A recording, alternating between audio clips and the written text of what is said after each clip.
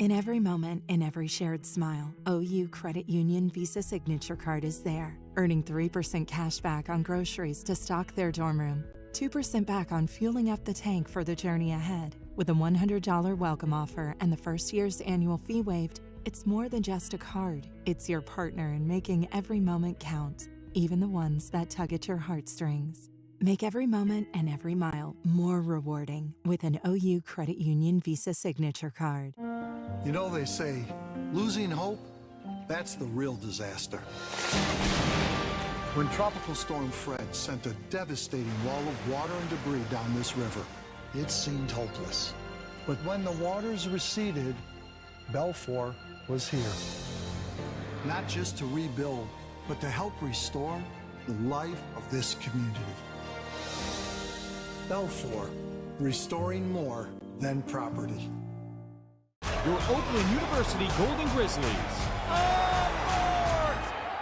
Drives to the basket, and it's in! The biggest games on the blacktop. 4-3. Of course! Borowski from 3! We need you there. Golden Grizzlies fans, get out your dancing shoes!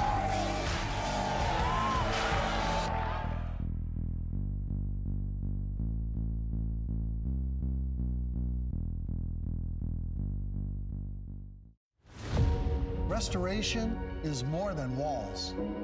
It's more than paint. It's more than cleaning. That's the thing we'll never forget. For Balfour, it's your memories. It's your life's passion. It's your home. Balfour, restoring more than property. In every moment, in every shared smile, OU Credit Union Visa Signature Card is there, earning 3% cash back on groceries to stock their dorm room, 2% back on fueling up the tank for the journey ahead. With a $100 welcome offer and the first year's annual fee waived, it's more than just a card. It's your partner in making every moment count, even the ones that tug at your heartstrings. Make every moment and every mile more rewarding with an OU Credit Union Visa Signature Card. You know, they say, losing hope, that's the real disaster. When Tropical Storm Fred sent a devastating wall of water and debris down this river, it seemed hopeless. But when the waters receded... What is going on, everybody? Welcome back to another episode of the Oakland Basketball Show. We're live at RJ's Pub in Rochester Hills. He is the coach, Greg Kampe. My name is Neil Rule. Happy to have you all out here with us tonight. Remember, you can get involved with the show, Twitter, X, whatever you call it. As long as you put hashtag AskKampe, we will get to those. Also, if you're watching on the Golden Grizzlies YouTube channel, you can jump in there. Questions are already piling in. But, Camp, I know on Saturday certainly wasn't the result we were looking for, but a couple of very, very good college basketball games. Give us a 30,000-foot view of the week that was. Wow, I think you're echoing in here. I think so. Okay. Yeah. I think it was a really good week for Oakland basketball. I think it was a really good week for this team. I feel, honestly, way better today about our chances in the gut-wrenching time of March than I did a week ago. We beat the team that was picked, co-picked to win the league. We beat both the two teams that were co-picked to win the league at home. In Milwaukee earlier in the year, and then beating Fort Wayne Wednesday. I think Fort Wayne's really good. They're a veteran team. I think they have probably the most prolific offensive player in the league on the team. He ended up being player of the week again because even with a loss to us, he had 38 on Saturday in their win.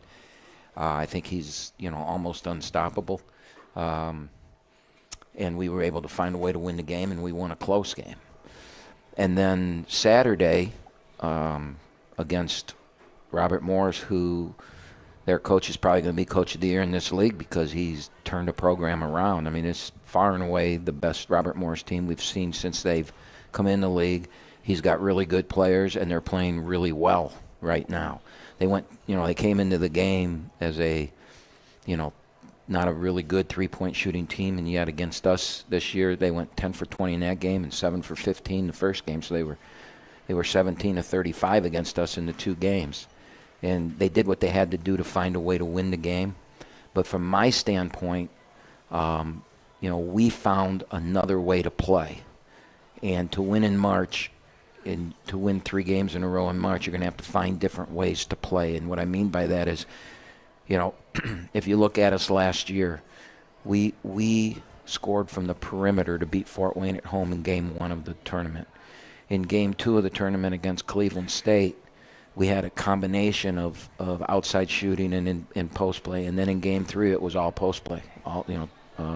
Trey had 36 and whatever. And you just have to find a way to win a game, and if you can do it in multiple ways. And we proved Saturday for the first time this year. We came back from a death. We had a really, really tragic thing happen in a road game against 2 good teams, and I put ourselves now as a good team. I wouldn't have said that a week ago. Against 2 good teams, the game is tied with under 8 to go, it's 7 something to go, and a tragic thing happens to us. An 8-point play occurs, okay? And so we go from being up 3 to down 5 because of the swing of events. And you're down 5 to that team on the road with, at that time now, 6 minutes and something to go in the game. We had not proven all year that we could come back from that. And for the first time this year, we battled back and we actually took a 1-point lead. And then we fell behind and they made a 3 to go up 3. And we came down and the ball got knocked out of bounds. We missed a shot. And we got lucky that the ball got knocked out of bounds. We ran a play and executed the play to perfection. And Christie, who had not made a shot in the game, he had gotten fouled on a 3 and made 2 of the 3 free throws. He had missed every shot he had taken in that game.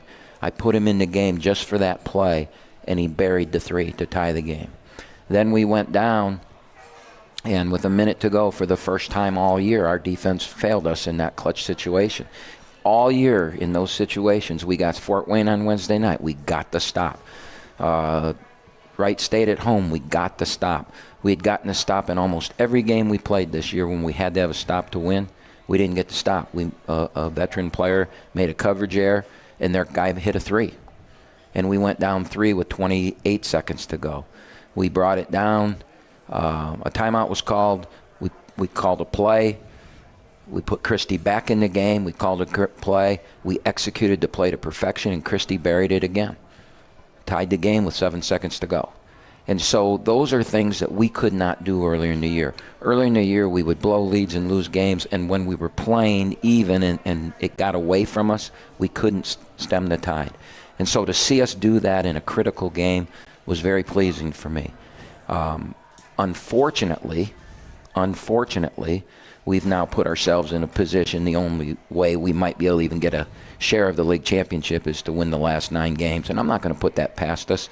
But really what we have to concern ourselves with is getting home court. And I believe if we go 7-2, 13-7, I think will get us home court. I don't think 12. Some people think 12-8 will. I think 12-8 might get you in the conversation, but then you come down to tiebreakers. We got 2 losses to Robert Morris. The big thing is we got to beat Cleveland State at home, so we win that tiebreaker with teams. Right. But head-to-head, if we tie with Robert Morris, we lose that tiebreaker. So, we've got of the 9 games, 5 of them are at home. We've got to win those 5 home games, and if we can split the other 2 and go 7-2, then that puts us at 13, and that should get us 3rd or 4th place and get us the home court. And really, as we've said many times, in this day and age, there's no difference between 3rd and 1st. It's and then you're all playing for that ultimate prize, and you need to buy and you need the home game. So it's out there for us. I feel way more confident about our team right now than I did. I know, as I've said on this show many times, we have a very high ceiling, and if we can play at that high ceiling in the month of March, we'll be very good, and we'll be a team that can go into the NCAA tournament, even though it may not be the greatest matchup or not a very good seed. We'll still be able to compete because we've proven all year we can play with the best teams in the country. Camp, it's interesting you bring that up too when you talk about being able to play different kinds of ways. And I think I know where you were coming from when you talked about this kind of like getting things warmed up and you try to get to the conference tournament and things like that. Games aren't linear. You know, it doesn't turn into A to B to C to D. There's all kinds of variance that goes on. You have to play different ways within the context of a basketball game at times, given personnel changes and everything like that. You have to be able to do that if you want to win. Well, we were talking pre-show here with some people in the audience that, you know, for a 10-minute period, we look like the Oakland of old, right? And we did in that game. Right. We play at the slowest pace in the country, and that's done by design. But there was a 7 or 10 minute part of that game on Saturday that we couldn't do that, else we weren't going to win. And we ran up and down the court, and we made some threes, and Nassim really had a breakout game for a freshman and played with great confidence, and he made our first transition three of the year. I mean, it's what he made. It was the first one. Wow. I will say that Christie made one against Toledo, but we were up 75-50 at the time. So I don't count that because that was, the game was over. But in the course of a game where, it's anybody's game still, that was the Nassim in the first half shot a transition three that I went, no, and it went in. And I thought to myself, that's the first one we've made this year. And it was. And so you think about Oakland and you think about all the transitions, threes we've taken over the years, and that's the first one all year. It just shows the style of play, that how different it is this year.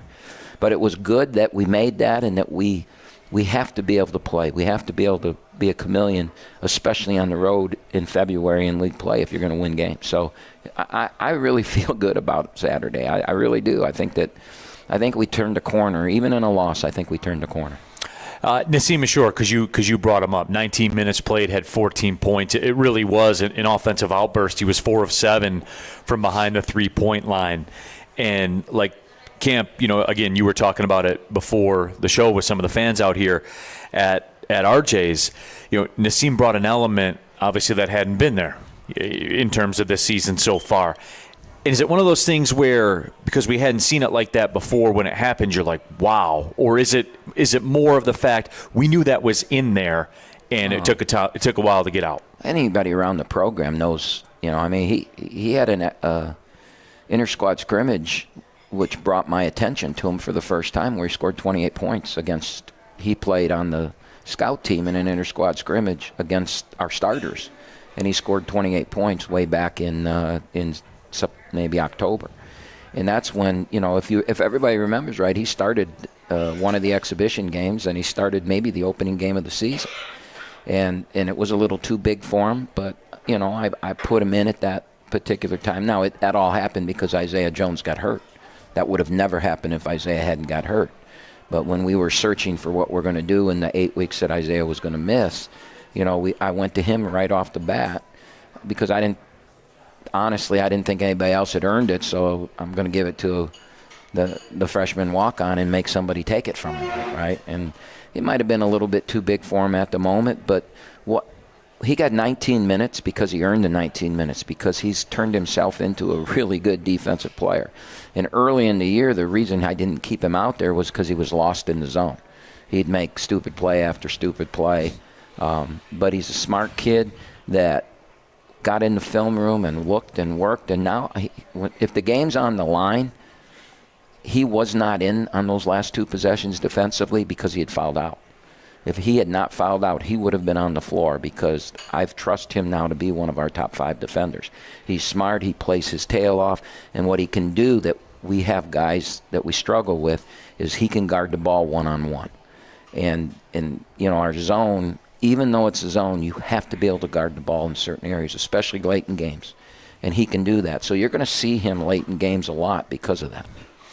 Looking at the box score, too. Speaking of Isaiah Jones, by the way, he's here in the house. We'll talk to him coming up in about 7 minutes or so here on the show. And I saw that there's already some Ask Isaiah questions on Twitter. If you have a question for Isaiah Jones. I can't wait to hear those answers. I can't either. It's my favorite part of the show, Camp. But no, that kind of shooting guard spot, that guard spot, Nassim, obviously with Woody, Malcolm Christie as well, they combined to make 8 threes. They combined to score, 30 points. That's kind of what – is that what you were anticipating? How did you see that shaking out? When we found out that he can make threes and can shoot the ball and score from what he did in October and right. that, I felt really good going into the year that with Woody and with Christie and with DQ and with Nassim that we were going to be able to make threes. And that's been our biggest problem all year. But I think it was a turning point for Christie. And if you go back to Jack Golke, he was really struggling. And we went to Milwaukee, and he made he made a 3 to send it to overtime, a 3 to send it to double overtime, and a 3 to win it in double overtime. And very similar to what Malcolm did Saturday because of, a defensive foul in the last 7 seconds. We never got a chance to go to the overtime and give him an opportunity to, keep it going like Golke did last year. But it was the coming out game for Golke. It gave him this confidence that, man, I'm a shooter. Right. And now I can do it here at Oakland. And I'm hoping that Malcolm got that. I talked to him about that today and reiterated that to him. It's on now for you, son. There should be no trepidation. There should be no hesitation. It's time. And if he does that and Woody's feeling the healthiest he's felt, he's feeling good, and if DQ can start making some more, he's had a couple games that you see it starting to come. Right. He's got to get consistent now.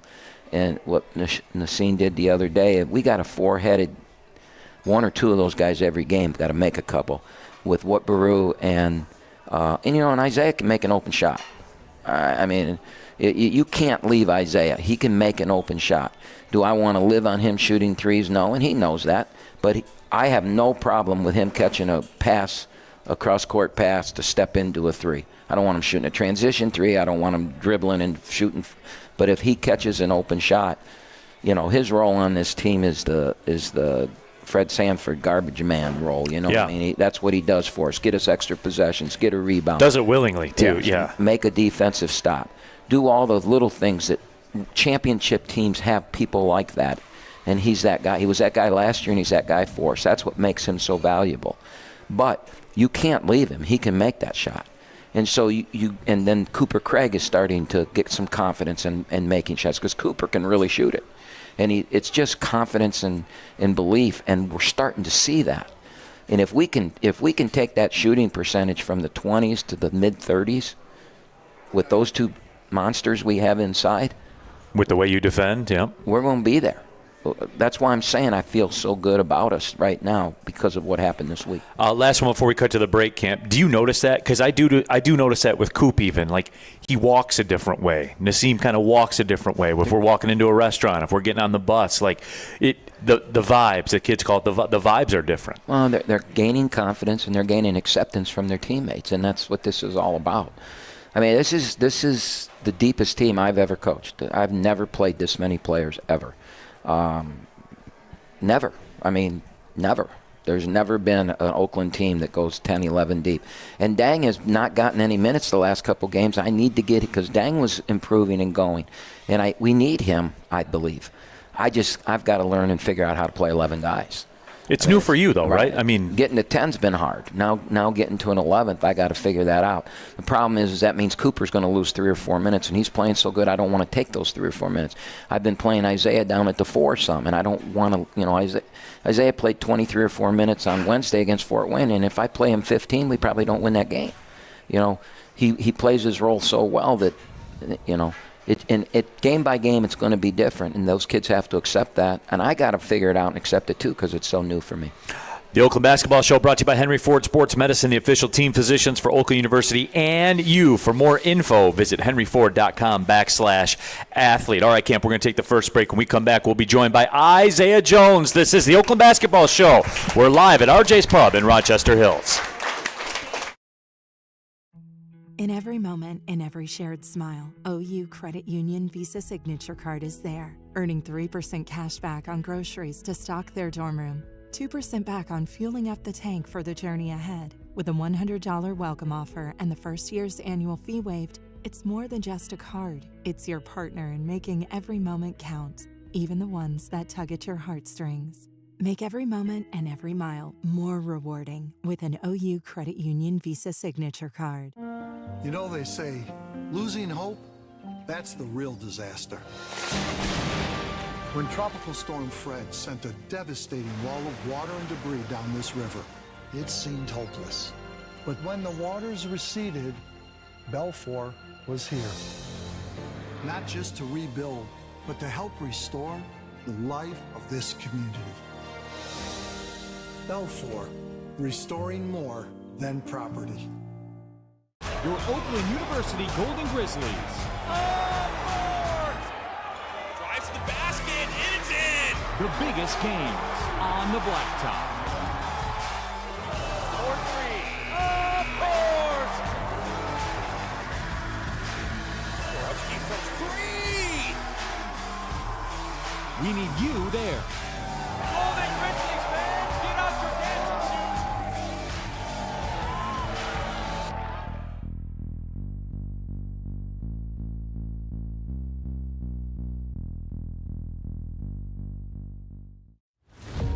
Restoration is more than walls. It's more than paint. It's more than cleaning. That's the thing we'll never forget. For Belfour, it's your memories. It's your life's passion. It's your home. Belfour. Welcome back to RJ's Pub in Rochester Hills, the Oakland Basketball Show. My name is Neil Rule, the voice of the Golden Grizzlies. Good crowd on hand, as there always is every Monday. And right now, as promised, we're joined by Isaiah Jones here in the house. Isaiah, great to see you, my friend. How are you? Doing good. How are you? Oh, good, man. I'm glad to be here. No, happy to have you, man. Happy to have you. Love chopping it up with you. And you're one of the guys I'll chop it up with on the bus and stuff like that. So this is nothing new here for us to be sitting. Normal conversation. Normal conversation, exactly. There's some questions. You're cool with some questions from social media. For sure. We'll get to those in a minute. But Isaiah, I want to start because we actually have had the discussion that Kampe was just talking about you, because I've always said that I've admired that about you, your play style.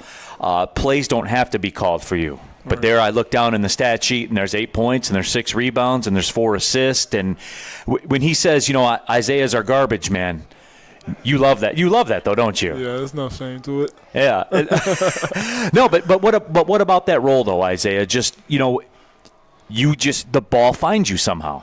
Honestly, it's just me knowing that there's more to it than just being the person that gets the play called for him or just being the main ball handler and all that. It drives me to, I would say, just do more, honestly, because we have to have that type of person to be able to guard, rebound, and be able to score at all 3 levels at the same time. So it's just like knowing that I can do all of that and still be able to have our main players do what they need to do and make sure I'm in the right spot so they can do that just makes me happy, honestly. That's the main thing, just being happy on the court. And I feel the best when I'm able to do that for the team. It's interesting, too, because you're kind of the same way defensively, right, where you do a bunch of different things. You can be at the top of the zone. I'll see you in the post sometimes mixing it up as well. Is that just you? Like, is that the kind of personality you are? Because, you know how it works. Guys that are coming up and they're playing in high school, they get an identity, they get comfortable doing things one way, and that's it.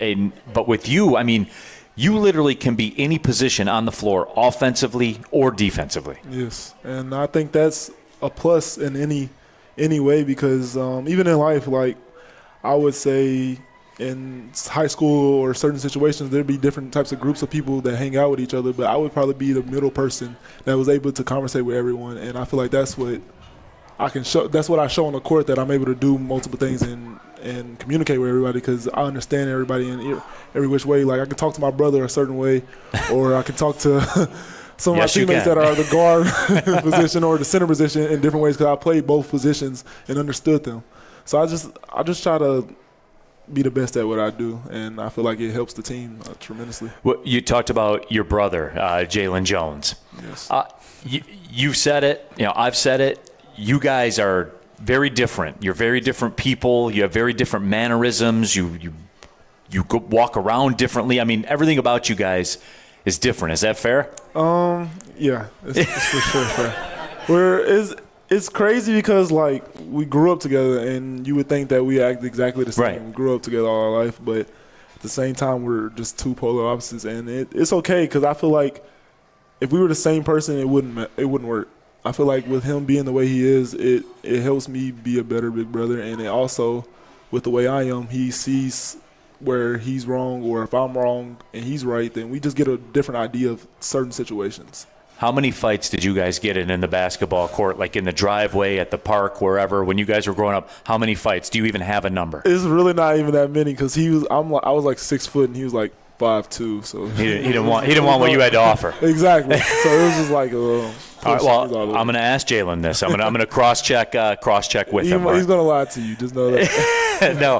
Talk to Isaiah Jones here on the Oakland Basketball Show. We're live at RJ's Pub in Rochester Hills. Isaiah, you've been here a while now. You kind of know because you lived it last year, and this has been the book for Oakland basketball. The Oakland basketball team that we see in October, meaning the exhibition game against Michigan, is not the Oakland basketball team we saw in November against Illinois or at Toledo, which is not what we saw in December, etc. It builds to a crescendo. Do you feel that just the process of Oakland basketball, I guess? For sure. Coming in during the summer, I was like very excited. Just seeing the way the pieces that we got, Allen, Malcolm. I tell Malcolm this all the time. Like when I first seen Malcolm, I was worried for my spot. Yeah, because Malcolm looked dangerous. You know what I'm saying? Yeah. Like he looked like you do everything, and knowing that he can do all that plus shoot just makes it even better. And just adding Woody, like I love Woody. That's my guy. That's one person I would say I talk to the most off the court. And seeing him during the summer, he was like everywhere, like the same way I was, right? And doing the same thing. And he's like 6'5". So it was just seeing the pieces that we got together, and then Baru put in a lot of work during the summer. I was there with him while he was doing it, and well, he's taken such a leap, a jump. Yeah, I mean a flat out jump. I already knew he could do it. Yeah, it was just like how I look at my role. He had a role last year behind Trey and Chris and them, and he was able to read that and see how they succeeded, and now he's bringing it to this year. And I think that's the biggest thing. And then just bringing in my brother and all the transfers that we got. And then our freshmen and our other little transfers are from our JUCOs and like Dang and the Twins. Like they come to work every day. And during the summer, it was like everybody was competing. You didn't know who was going to be your starters. You didn't know who was going to be playing this year. And that's what I liked the most about it, was that knowing that we had 15 guys that could really go. And then, of course, I got injured before the Michigan game, which was heartbreaking, but at the same time, I still had faith in my team. And, the Michigan game didn't go as well, but I knew that, honestly, I knew it wasn't going to be the best game because we're a whole new team. I feel like if it was last year's team at the beginning of the year, probably would have been a little easier because we had 5 seniors that's already been here. Or we didn't have 5 seniors that have been here, but we had like 8 guys that have been there, been here. So it's if you're at a program back-to-back years, you basically are a senior in today's college basketball, right? So we basically had all those seniors, and it was going to be a little easier if we had that, but like we didn't, and we had 11 new guys, and then we had 5 guys that played, but like 2 guys that played actual like over 15 minutes, I would say, and so that just takes parts into it, and I knew it would build as we kept going, and then we just got hot together. We're starting to understand each other. That's the main thing, and I feel like we're understanding each other at the right time. No doubt about it. Isaiah, I will say this too. You talked about when you brought up the time where you got hurt. You looked as uncomfortable as an injured player that I'd ever seen, just because you had your little scooter, and you're bouncing around the whole building all the time on the scooter, like grabbing the basketball, dribbling the basketball. I will say that you were the most uncomfortable injured player I've ever seen. Yeah, it was a time for me. Yeah, that was my first injury, like ever breaking a bone in my life. So having that so late in my career was kind of like mentally challenging, but at the same time, I think it was best for me.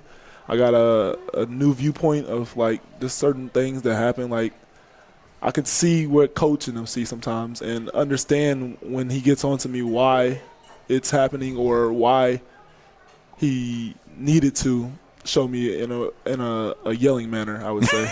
an aggressive manner. There you go. But yeah. All right, Isaiah, we got a couple of Ask Isaiah questions that came in here. I'll pull them off of YouTube here first. Gary McCarrick, Ask Isaiah, is playing with your brother everything you imagine, and is Jalen enjoying his time here? Of course. Playing with my brother is something I always wanted. I got to play with him in high school, but COVID happened, so our state championship run got cut short. And then 2 years later, he wins the state championship without me, which sucks. That's tough. Does he remind you of that? Yeah, he does. Yeah, I bet. Yeah, I bet. But no, he loves it here. Honestly, like when he first got on campus, he was just excited, and I told him he needed to get away from home. He's been at home all his life, and he needed a change with the TSU last year and all that. And just when I knew that he had a chance to come here, I knew he was gonna come regardless, because he's my brother. But he had other options. I would say that they were great options, but I feel like Coach Kampe was the only person that can really develop him into that real point guard that I really wanted him to be. One here from Giovanni Moscheri, Ask Isaiah. It seems like the crowd just loves to see you at Callahan Hall. They always have great things to say about you, especially in the student section. Care to share any of the kind words that were exchanged? For those that don't know, you transferred here from Detroit Mercy. Yeah. So I'm sure it was great to catch up with everybody, right? The crazy thing is I didn't talk to anybody while I was at Detroit Mercy, so I don't understand why people dislike me so much. I never talked to them.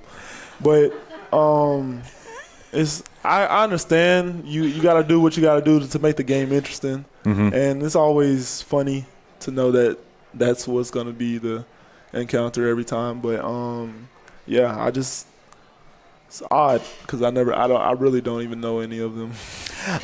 But speaking of that, though, and Coach Kampe and I talked about this, and a lot of people in the social media sphere were talking about it.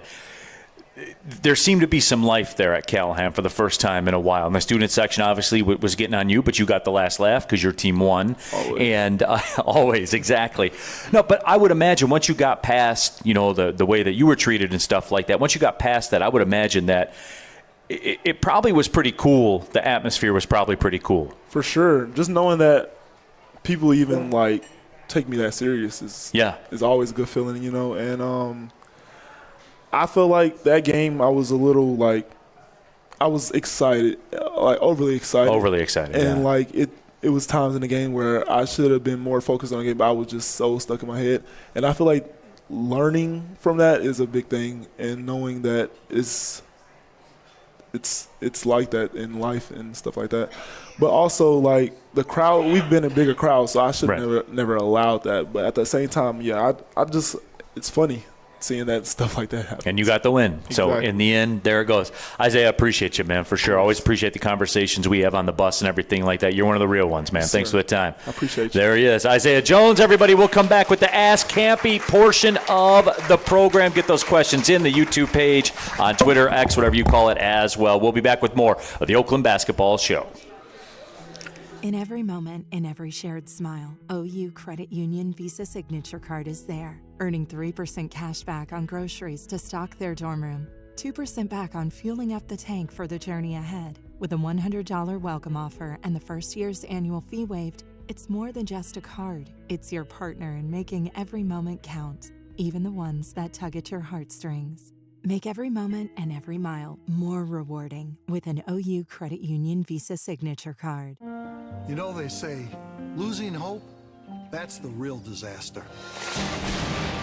When Tropical Storm Fred sent a devastating wall of water and debris down this river, it seemed hopeless. But when the waters receded, Belfour was here.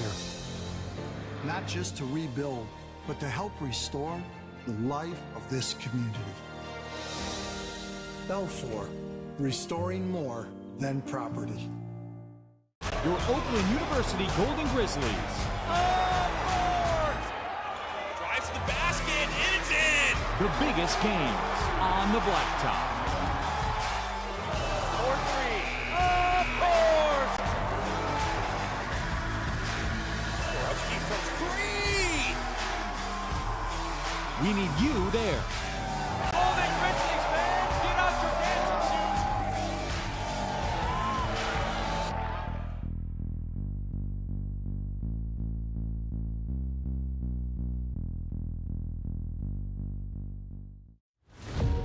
restoration is more than walls. It's more than paint. It's more than cleaning. That's the thing we'll never forget. For Belfour, it's your memories. It's your life's passion. It's your home. Belfour, restoring more than property. Welcome back to RJ's Pub here in Rochester Hills. Back at it with the Oakland Basketball Show. Of course, he is a coach, Greg Kampe. My name is Neil Rule. It's the Ask Kampe portion of the show. And Camp, we got about 15 or 16 of these, so we got to get to it. I'll go real fast, probably. I'm sure you will, Camp. It's your strength. It's your specialty. We'll start on X, Twitter, whatever you call it. Pittsburgh Marty, great to see you at RMU last weekend. Tough loss, but keep plugging away. It seems like good things are coming. Way too early, but looking ahead to next season, briefly explain the process for you and your staff to officially offer a recruit a scholarship. Well, we can't. I mean, we've got a commitment from a junior college kid. I can't name him or talk about him or anything because until they sign, you can't legally point him out or that. If you follow us, you know he committed on social media and that. That doesn't mean he'll sign either in this day and age. You know, there are people still recruiting him, so we've got to keep recruiting him hard. The biggest question is we don't know right now. We have no idea what our roster will be and how many openings we have because, A, we don't know who's going to come back. B, we don't know, the junior college rules. We don't know about DQ yet. We don't know what Allen's going to do. Meaning, will there be years added, depending on court cases, things all like that? All that stuff is clear, we don't know. So we're recruiting people. We have offers out. I mean, Smitty's, as we talk right now, Smitty is in the farthest remote in Oklahoma there's probably in the gym right now, they're probably heating the gym with, wood fires or something. That's how he's out in the middle of nowhere watching a kid that we really like play. Bobby will be gone so we're doing our job, but we won't know. In this day and age, the Elite 8 week, the portal opens, we'll see what happens. If I have it my way, everybody that's on our team will be back. We'll add a point guard, we'll add a shooter, and that's it. And I hope everybody comes back. But who knows what's going to happen. Smitty told me it's a kind of town that just has a diner. And it's a diner, too, and it's like in the name diner. No stoplight, right. A blinking light. And that's with where a gas station. Right now. Right. Yeah. I've been there. Trust me, I've been in that place. He had a 2.5-hour drive from Tulsa, and Tulsa isn't out really in the metropolitan area, Absolutely. Horizon Matt, ask Kampe. I'm asking just for knowledge sake and no particular reason at all. As someone who covers the whole league, what is the process for any school to submit film to the league with potentially egregious refereeing decisions? Any potential repercussions for a crew with the league? Yeah, I mean, every league has a guy that's in charge of officiating. Every league has a commissioner who, we pay a lot of money to those officials. Officials make good money. This isn't like a high school where a guy drives from here to go over there and gets $150. I mean, this is a business. And so there are checks and balances on everything. Nobody in this league wants bad officiating. No coach wants bad officiating. No administrator wants a call to change a game. And the head of officials, and in our league, we've got one of the greatest referees ever as our head of officials. And so he has very high standards. So there are high standards. The thing that I don't agree with, because I'm a coach, is that the fans in that question are because you never know what happens. Right? Right. You don't see what happens. You don't see how they're graded and how they lose jobs and how there are repercussions. Every official's graded and there's sub people that go out and watch. All right. So the league is on top of everything. So if we don't like what happens, and I would hate to have the job that those guys have, because what coach does like what happened, right? 50% are going to be mad. Yep. I can be mad and pull the one clip out of the game that a guy, well, it's a tough game to officiate, and referees are human, and there's probably 8. I think the greatest officials probably per game make 4 to 5 mistakes. And the average official probably makes 6 to 8. Now, those guys will tell me I'm full of crap and it's only 2 or 3 or 4. But from a coaching standpoint, right? And usually, I'm like you guys. I think it was against us. So, of course, well, our guy did that, but it's not, this it. So we're fans, we're human, and it affects us. Officiating has a major effect on the game. You never want to have, no official in their right mind ever wants to make a bad call in the last 4 or 5 minutes of a game. So, having said all that, yes, there are checks and balances. What I don't like is you don't ever find out what the balances are. So let's say an official has a really bad game. If it's egregious, he'll probably get punished, but nobody will ever know about it. What's right. Punishment? Well, next week you were supposed to work this game. You don't work it. You lose the whatever amount of money you were going to make that game. Don't make this mistake again. You're back in 2 games. Maybe they have to write up what they did wrong. There's, in every business, if you make a mistake in your business, there's a disciplinary action. What the head of officials wants is they want the guy, if he made a mistake, to not make it ever again and get better. Just like I want my players, when they make a mistake, to get better. And so there's that hierarchy that nobody will ever see. If it's egregious and the guy, over and over again, you'll probably never see the guy again in our league. And those guys talk to each other. So those officials have checks and balances, and they're fighting to become good. Every official wants to be great. Every official wants to work the Final Four.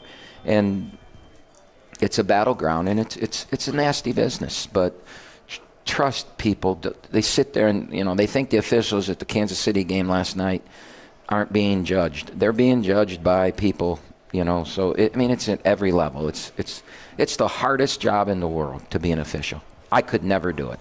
I'm too arrogant to be an official. And that's the worst quality you can have as an official, is to be arrogant. You have to blend in. And the guy that's in charge of our league was the best. So I don't think you'll ever – I'm fine with everything. Griffin Beers on X, hashtag Ask Kampe. Any trips down memory lane while you were back in the Pittsburgh area? Did they give you a key to the city yet? We've got a lot of bad memories in Pittsburgh. And the greatest memory of all, obviously, is Kentucky, but the biggest haunting of my life is still the end of the North Carolina State game. And then you can go back to 2 overtime losses to Pittsburgh. To Pittsburgh, yeah. One of them, they were ranked in the top 25, and we had them by 18 with 8 to go. And the greatest free throw shooter I ever coached, Travis Bader, missed the front end of a 1-and-1 with 50 seconds to go, up 8. And then Drew Valentine was tackled on the floor. I remember that. Yeah, you're never going to, the games like that, all the calls are going to go against you, but our point guard up 3 with 4 seconds to go, I think. No, up 2 with 4 seconds to go. It went from 8 to 2 or maybe 6 seconds.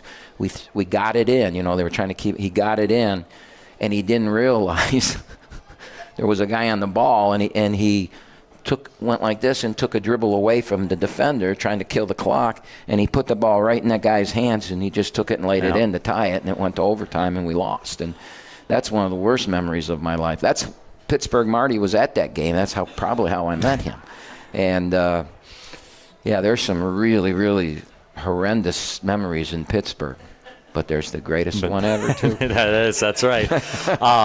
2 things, Camp. Number 1, we're falling behind pace. Okay. And then number 2, I'm just reading on the screen who sent this one in. This is in no way a reflection of myself or Greg Kampe. Quote, horny for Grizz on X says, hashtag Ask Kampe. Are there any teams you'd like to see join the Horizon League? I've never been asked that question. And I've been asked most everything. Yeah. I'd like to see Michigan, Michigan State, Ohio State, Illinois. Those are the teams I'd like to see join. Basketball only. Yeah, basketball only. So, no, I don't. The league will probably expand at some point, and no one in the league is going to ask me. And there's no opinion I have that's going to affect anybody in the league on expansion, because I'm not intelligent or perverse, maybe perverse enough to know what that team is going to bring to our league. I'll know what they bring in basketball, but not in all the other areas. So I'm an innocent bystander like everybody else on that. But if you were going to vote, it's somewhere with the Portillos, right? I like a Portillos. Yeah. There's no question. Trill Gunderson, how do you respond as a coach when you have a unfriendly officiating crew? Do you adjust, or do you just let the cards fall where they may? Oh, I think emotion can take over you. I had a little emotional outburst the other night at the end of the game. But as it went on, that you have to understand down and distance, just like you want your players to understand down and distance. And, sure, you can go nuts, and in the old days I did, and got way too many technical fouls. I mean, you can count the amount of technical fouls I've had in the last 6 to 8 years on one hand probably. I've learned as you get older, you can't do that. You can't hurt your team. So you have to control your emotions. And in the old days, it used to be you wanted to get a technical because it would change everything. And I think officiating's gotten too good and too savvy over time that I'm not gonna affect. I'm not gonna change them. And I point things out, and you'll see me talking a lot, and I'm demonstrative. But that's just the Romanian in me. It's not really, I might be looking at a guy, and I've done this often. And the guy will say, hey, keep your hands down. Just talk to me. And I go, aren't I talking? Yeah, but put your hands down. And I go, okay, but everybody here's got to think I'm coaching, right? Those are the conversations I'm having with them. It's not, I really, really don't, I'm not trying to make a guy change a call or anything. I just say, I'll say, look, we're the least fouling team in the country, and they've shot 24 free throws and we've shot 4. How is that possible? Or mostly I'll say, you just called that foul on us. McCabe just got killed down there. Are you not calling it on him because he's big and strong and this guy's not? It's got to be I just want consistency. If you're going to call that, call that. Those are the things I'm saying. I'm never it's been a long, long time since I've made a derogatory mark to an official, and I used to do that a lot, but it's just not worth it anymore. I'm going to combine a couple here because they're basically the same thing. Trill Gunderson and Gary McCarrick as well. We've seen sneak peeks of the new practice facility on Instagram. When are we going to see more? Well, the floor is in. The floor is in. It's being painted, and we'll probably, once I understand that that's done, we'll probably go over and we'll take some pictures and get them out. And then what we're planning on right now is, once we get in, is having a summer, practice. Once we get our new team and get here in July, we'll open it up for a summer practice and bring everybody in and give everybody a tour that's interested. So it's coming soon. Andrew, at Lakers 24, Andrew, ask Kampe, do you believe calls like the one at the end of the game on Saturday should be reviewable? No, I don't. I really don't want to talk about it. Or Robert Morris, and I sent Andy Toole a text when I got home. I had a 5-hour drive home, and when I got home, I sent him a text, and I just wanted him to know congratulations. When you complain about officiating, or you complain about a call or something like that, I just don't ever want to do that publicly. And again, this is a learned response, because you're taking away from what they did. They won the game. If we'd won the game, I wouldn't want everybody saying, well, you didn't, So the guy made a call, all right? He made a call. We have to live with it. The team has to live with it. There's going to be an emotion in the moment, but as fans and that we have to live with it. You know what? If we get a stop on that possession before, it doesn't come down to that. If we, if Christie hadn't made that shot, it wouldn't have come down. It's part of the game. Officials have a really hard job, and we as coaches have a really hard job. The emotion, and you as fans, it's hard to be a fan. All the Lions fans in here can say that right now, right? It's 50 years of it, and it's what makes sports so great. and the emotions of going in. It's what makes my job so great. As hard as that stuff is, it's the emotion of it. You just get through it, man. Get on. Let's go play the next game. Liz Marie on Twitter asked Kampe, I know you're a busy guy, but how do you keep tabs on some of your former players? Well, during the season, I want them to keep tabs with me. You know, I get a lot of texts from them. I don't do as good a job as I probably should, but in the off season, I think I do a pretty good job. Now, you know, we've got some things coming up, and Colin is in charge of making sure that they know what's going on, and you know, like he's on me about doing things. And tomorrow morning, I'm going to send a text or a email to everybody that played with Derek Nelson and ask them, hey, you need to come here for the Hall of Honor, right? Yep. And then I'm going to text everybody that played with Kay Felder and say, hey, Kay's jersey's going up. It would really be cool if you could make it here that night. And then everybody that played with Keith Benson, you know, Keith is going into the Summit League Hall of Fame, and they're coming. The Summit League is coming to Oakland, which is crazy that a league would come to a team that used to be in your league. Right. That is pretty wild, yeah. But that's how good those people are, and that our relationship in the Summit League was always great. And the commissioner and all those people, you know, we were blessed that we were in that league. And they're going to they're putting Keith Benson in the Summit League Hall of Fame, and it's their idea to come to Oakland to do it instead of doing it at a game in the Summit League that nobody would care about.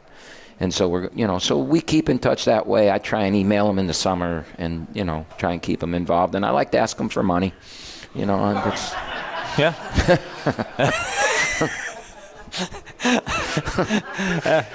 MD Fun 89 asked Kampe, you said in your Grizz Vision that the defense was not as good as it normally is at the end of the game on Saturday. Didn't you say don't answer? Oh, sorry, yeah. Yeah, move on. Okay, moving on. He's sitting right here, and he said I answered that, so let's not true. waste. Okay.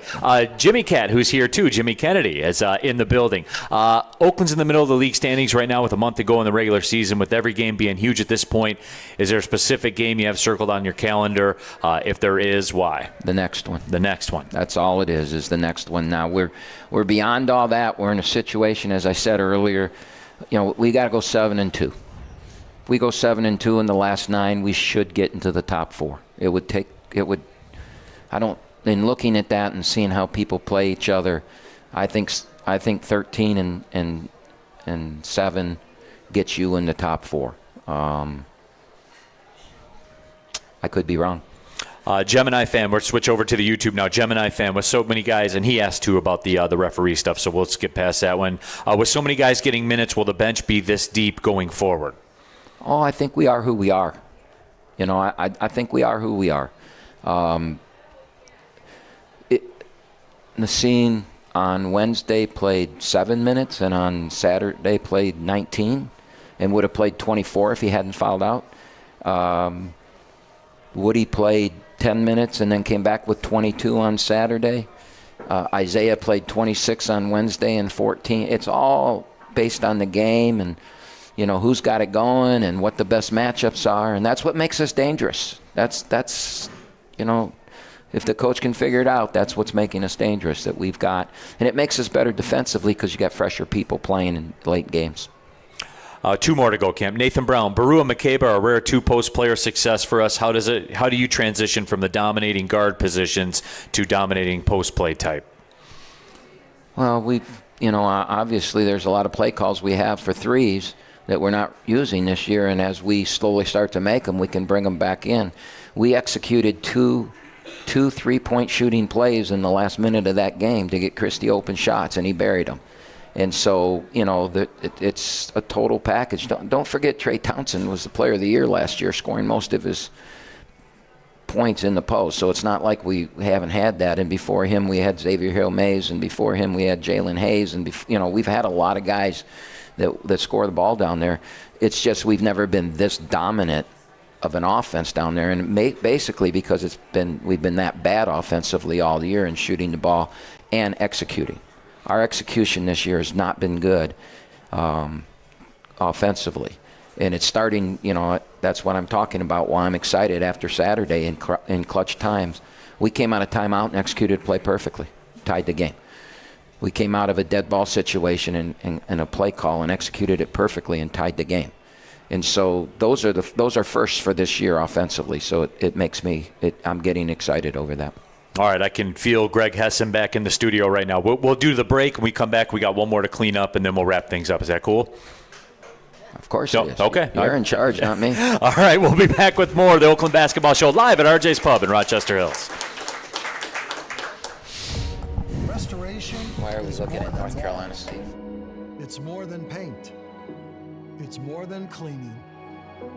That's the thing we'll never forget. For Belfour, it's your memories. It's your life's passion. It's your home. Belfour, restoring more than property.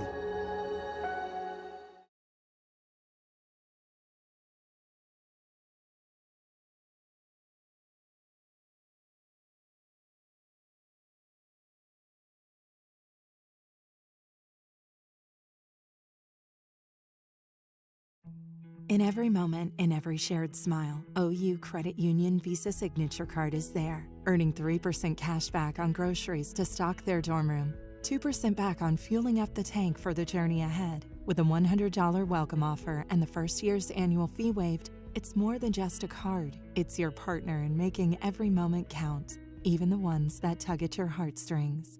Make every moment and every mile more rewarding with an OU Credit Union Visa Signature Card. You know, they say, losing hope, that's the real disaster. When Tropical Storm Fred sent a devastating wall of water and debris down this river, it seemed hopeless. But when the waters receded, Belfour was here.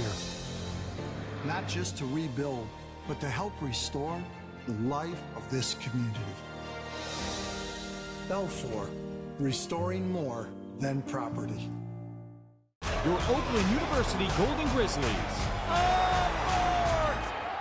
Drives to the basket, and it's in. The biggest games on the blacktop. 4-3. Of course. Welcome back to the Oakland Basketball Show. We're live at RJ's Pub in Rochester Hills, final segment of the show. He is a Coach Greg Kampe. My name is Neil Rule. Happy to have you with us. We got one more Ask Kampe to get to here before we wrap the show up. And this comes from Kim Jong Skills on YouTube, who says, hashtag Ask Kampe. Do you think we could host an in-season non-conference Great Lakes Invitational style thing in Detroit with every Michigan team and maybe some of the local, surrounding states as well? I've actually tried to do some things like that, and I pretty much get turned down with every quest every time I do it. Now, obviously, Michigan and Michigan State aren't going to get involved. A couple years ago, though,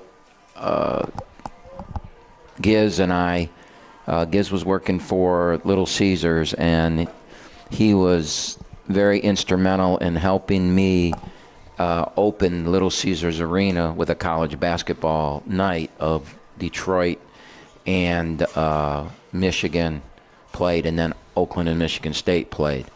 Honestly, I wasn't pushing Detroit.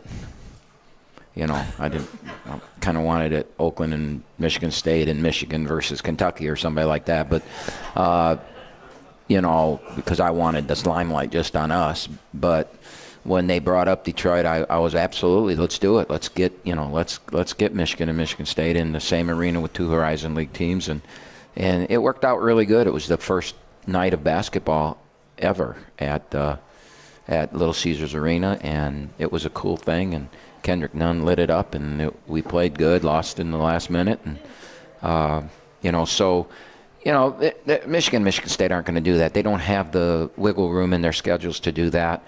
I've talked to Eastern and Western and Central and things like that, but every coach is more worried about their jobs and figuring things out, and I don't know. The answer is no, you'll never see it, but there are people that talk about it, and some coaches are for it, some aren't.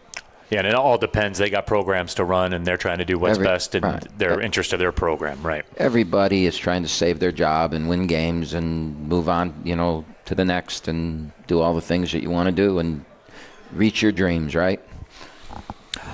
This weekend, Camp, back at the O-Arena, 4 of the next 5, I believe, at the Oakland University Credit Union Arena. Go to goldengrizzlies.com, get your tickets, come on out for it. Thursday, Green Bay. Saturday, Northern Kentucky.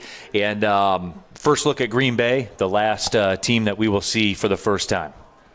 Yeah, we were talking before the show. They could beat us. And, their coach came out after their last game and said, we're close to getting one. And he's right. They're growing as a team and getting better. They had the leading scorer in the nation early in the year, and he got hurt, and I don't know what's happened, why he's never come back. And that really depleted them. And he was averaging 27 a game, and to lose a guy like that's going to hurt you. And they struggled, and then the snowball started rolling down the hill, and it looks like they've got that snowball stopped now, and that they're ready to get a couple wins in the league. We just don't want to be that team that they get it from. We've got to find a way to be 1 point ahead Thursday night. It's critical right now. If we'll go 7-2 over the last 9, it has to start at home. We have to win all 5 at home, and it's critical. So we're teeing it up as if it's the game for the national championship. We're going to go about that game that way. That is the coaches versus cancer game as well, and I know that's a cause that you've always been very passionate about. Yeah, I mean, obviously, I've done a lot of work, but we don't need to rehash all that kind of stuff. It is an important thing, and it's a tough part of life, and any help we can do, we're going to do, and that's what coaches do, and so we're in that. And then Saturday, 4 p.m., note the 4 p.m. start time for Saturday against Northern Kentucky. And you know what you're up against playing Northern Kentucky. Yeah, and you can come for a 3 o'clock game because the women are playing before us, so you'll get a chance to watch a little bit of them, too. That's why our games moved to 4, so don't not come because we push that back. Come in, watch them play, and then, be there for us. Northern Kentucky's struggling right now. They had been up at the top of the league, and they lost a home game to Oakland. And I don't know if they've won since. They've got some really good players. Trey Robinson is one of the top 5 or 6 players in the league. Sam Vincent is one of the top 10 players in the league. Their big, I can't pronounce his name, but their big guy is one of the best athletes in the league and top bigs in the league. And they've just not shot the ball very well, and they've lost some, close games. And that snowball's rolling for them the wrong way. And they've got Detroit and then us, and I'm sure they're saying this. We've got to turn it around this week and get 2 wins, and we'll get back in where we can get to home court. So I don't think we've swept Northern Kentucky in many years.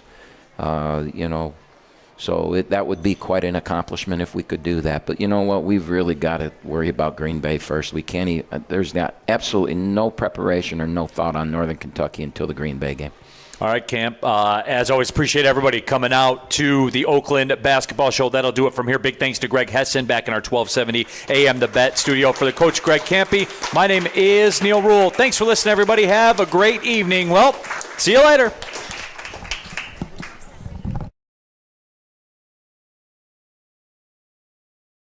To get his best players to basketball. Quinn Morton Robertson kick out right corner 3, and that one 7 from the floor. Bello sets, fires, knocks it down from the logo. He'll kick it back out. Christie's alone for 3. Of course, Malcolm Christie. That rebound, however, tipped out to Hadnot. Steps into 3, rattles it through. Yeah, okay, but bounce pass to Christie. He'll step into another 3. Of course, Malcolm Christie. Sure. But sneaking in and making the catch with the dunk is a